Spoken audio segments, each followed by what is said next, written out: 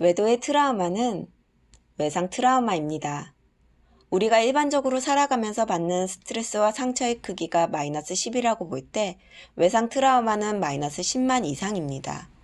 마이너스 10에서도 답답하고 어려운데 마이너스 10만이 되면 견디기가 힘듭니다. 어떤 사람들은 견디기 힘든 것이 신체 문제로 나타나고 과호흡 등과 같은 증상을 통해 죽음의 공포를 경험하기도 합니다. 이 외상 트라우마는 삶과 인생을 열심히 잘 살아온 사람일수록 더 강하게 나타납니다. 외상 트라우마의 강도는 자신이 살아온 의미와 가치의 크기이기 때문입니다. 그런데 치료를 해서 회복을 하는 것이 아니라 마이너스 10만큼의 고통이 플러스 10만으로 전환이 되면 아이러니하게도 그 크기만큼의 고통을 타인에게 전가해야지만 살아갈 수 있게 됩니다. 외상 트라우마는 자신이 만든 트라우마가 아닙니다. 어느 날 갑자기 외부 요인으로 인해 발생하게 되는데 그렇기 때문에 외상 트라우마가 발생한 이들은 더욱 억울합니다. 외상 트라우마는 남자와 여자를 가리지 않고 모두에게 발생하고 외도나 사별, 성폭력 피해 등이 있습니다.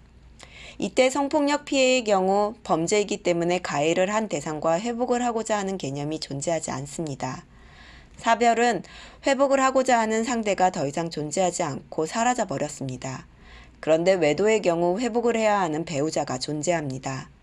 외상 트라우마인 성폭력, 사별, 외도 이 세 가지는 자신의 인생 전부가 걸린 트라우마입니다. 이 트라우마를 치료 회복하지 않은 채 방치를 하거나 다른 방법을 쓰게 되면 플러스 10만 이상의 심리장애로 전환하게 됩니다. 플러스 10만 이상의 심리장애라고 하면 별거 아닌 걸로 느껴지지만 자신의 고통만큼 타인에게 피해를 입혀야 살아갈 수 있게 되는 것으로 이때 가장 가까운 인간관계인 자신의 아이들이 외상 트라우마의 크기만큼 영향을 고스란히 받게 된다는 것입니다. 플러스 10만의 심리장애에 있는 사람들로 인해 여러분들이 외상 트라우마를 겪었습니다. 같은 사람이 되고 싶나요? 외상 트라우마는 자신에 의해 발생한 것이 아니라 외부에 의해서 발생한 것입니다. 그런데 대부분이 외상 트라우마로 고통받는 사람들에게 책임을 묻고 외상 트라우마를 겪는 여러분들도 자신의 치료에 관심이 있기보다는 자신에게 있지도 않은 문제를 해결하려고 하는 쪽에 훨씬 더 관심이 많습니다. 여러분에게 얘기합니다. 망가지지 마세요. 자신이 망가지고 타인의 인생을 무너뜨리는 데 재미가 들면 범죄가 됩니다. 여러분들이 그 방향으로 가면 여러분들의 아이들은 훨씬 더 빠르게 같은 길을 가게 됩니다. 외상 트라우마는 타인에 의해 어느 날 갑자기 벌어지기 때문에 예방을 한다는 것이 쉽지가 않습니다.